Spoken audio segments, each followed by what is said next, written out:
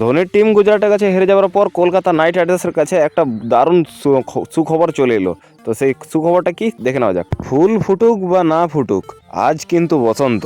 ঠিক 1 মাস আগে আইপিএল এর শুরুতে যারা কলকাতা নাইট রাইডার্সকে নিয়ে ট্রোল করেছিল, যাদের চোখে আইপিএল এ কেকেআর কোনো টিমের মধ্যে পড়ে না, ঠিক তারাই, সেই সব সমর্থকরাই আজ হাত জোর করে দাঁড়িয়ে আছে টিমটার সামনে। কেকেআর সমর্থকদের কাছে এর থেকে খুশির খবর কি হতে পারে যে চেন্নাই সুপার কিংস, যাকে আইপিএল এর সিংহ বলা হয়, কারণ তাদের কাছে রয়েছে থালা মহেন্দ্র সিং ধোনি। সাপ আর নেউলের যেরকম লড়াই চলে কলকাতা চেন্নাইয়ের মধ্যে সমর্থকদের মধ্যে, সেটাই লড়াই চলে।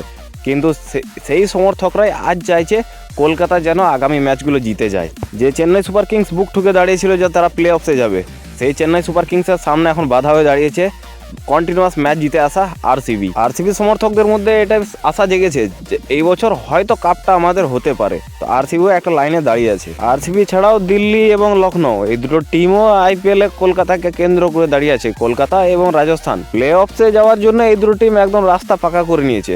কিন্তু এই দুটো টিমের কাছে সবাই একটা আশা করে আছে যে এই দুটো টিম যেন অন্যান্য টিমকে হারিয়ে তাদের রাস্তাটা একটু সহজ করে দেয়। এ ওকে হারাক, এ তাকে হারাক, ব্যাপারটা ঠিক পাকিস্তানের মতো হয়ে গেল না?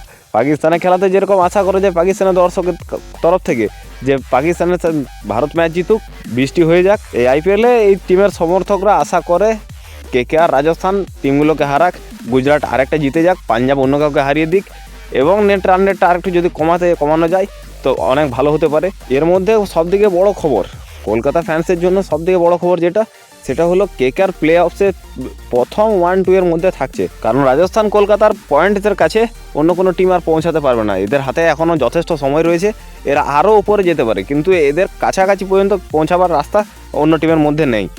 তো সুতরাং এই দুটো টিম 1-2 এর মধ্যে থাকছে। আর কলকাতার জন্য আরেকটা দুঃখের খবর যে প্লে অফসের আগেই ফিল্ড শট চলে যাচ্ছে কিন্তু তার ইংল্যান্ড।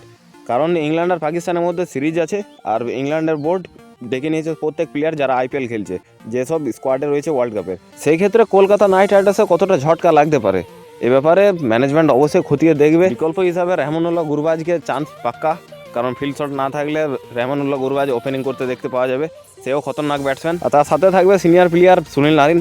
তো কলকাতা দেখা গেলে একটা ভালো পজিশন রয়েছে, আগামী দিনে কলকাতা একটা দুর্দান্ত পারফর্ম করবে এই আশা আমরা রাখতেই পারি।